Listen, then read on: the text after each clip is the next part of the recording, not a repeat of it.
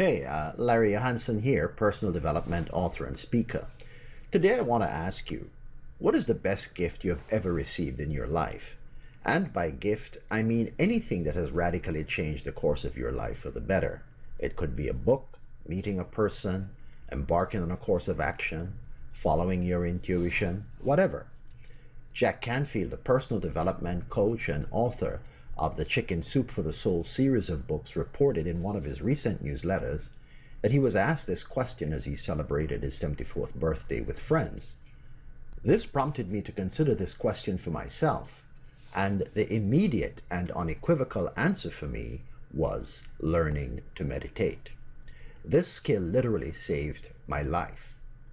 Meditation for me is a process of using the breath as a tool to develop heightened attention and awareness, and turning that heightened attention and awareness inward like a flashlight to read and understand who and what one is, and in that process transform into becoming what I call a totally aware, delightfully alive human being. So, how did I come to discover meditation? Well, I emerged from childhood scarred by a number of adverse experiences. These included the sudden death of a relative visiting my home when I was 7 years old, and realizing that fate awaited me also, and in my 15th year the death of the matriarch of the family and of my father within months of each other. I also narrowly escaped drowning and being stabbed to death by a mob of soccer hooligans. I grew up also in a context where the philosophy regarding child rearing was spare the rod, spoil the child, and children must be seen and not heard, and this philosophy was enforced by liberal doses of corporal punishment by both parents and teachers at the slightest infraction of what seemed to me to be arbitrary and senseless rules. I was like the child in the story of the Emperor's New Clothes, who saw the metaphorical nakedness of the situation and people around me and pointed it out. This was threatening and embarrassing for my elders and brought swift punishment.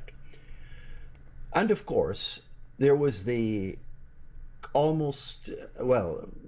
indignity of almost constant hazing during my first year in high school and fights with bullies on the street.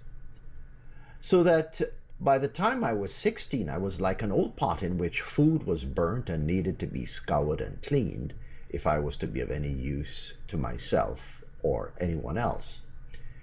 One of the burning questions that occupied me based on those experiences was, why was I born? This sent me on what I call my vision quest for answers. I began to explore the writings and ideas of authors such as Shakespeare and Somerset Maugham, Socrates, the great Greek philosopher, whose tenet that the unexamined life was not worth living, I took to heart. I also explored the writings of Carl Jung, the psychologist who illuminated the nature of the psyche, Fritz Perls, the founder of Gestalt psychology, and Dr. Eric Berne, the founder of transactional analysis, and a host of other writers and thinkers. I also began to explore religions outside of Christianity and was inspired by the Bhagavad Gita, one of the foundational books of Hinduism. But although my vision quest led to the discovery of many inspiring and helpful concepts and ideas, I was still desperate to gain a measure of peace. And then I discovered the 3 Pillars of Zen, written by the venerable Roshi Philip Kapleau. Roshi Kapleau had gone off to Japan during the grip of a midlife crisis in his 40s and spent 13 years training under some of the most renowned Zen masters of the day. He found the answers he was looking for and shared his experiences in this book. The difference with the 3 Pillars of Zen from all the other books I had read was that he did not engage in philosophical speculation or psychological analysis and theories. It was instead a manual and practical guide on how to master one's life through Zen meditation, and was based on Roshi Kapleau's own experience. Later, through amazingly good karma, I had the great good fortune to meet him and confirmed for myself that he was the real deal. The serenity and calm self-assurance he exuded was totally different from the person I read about, who left for Japan desperate to find peace. I was convinced that Zen meditation could transform my life and prevailed on Roshi Kapleau to accept me as his student, which he eventually did. On his retirement, I worked with a number of his Dharma heirs at different stages of my journey. Today, my teacher and the Dharma heir to Roshi Kapleau is Sonyana Graf, founder and spiritual director of the Vermont Zen Center. It's been now over 4 decades since I met Roshi Kapleau and have grown up practicing Zen.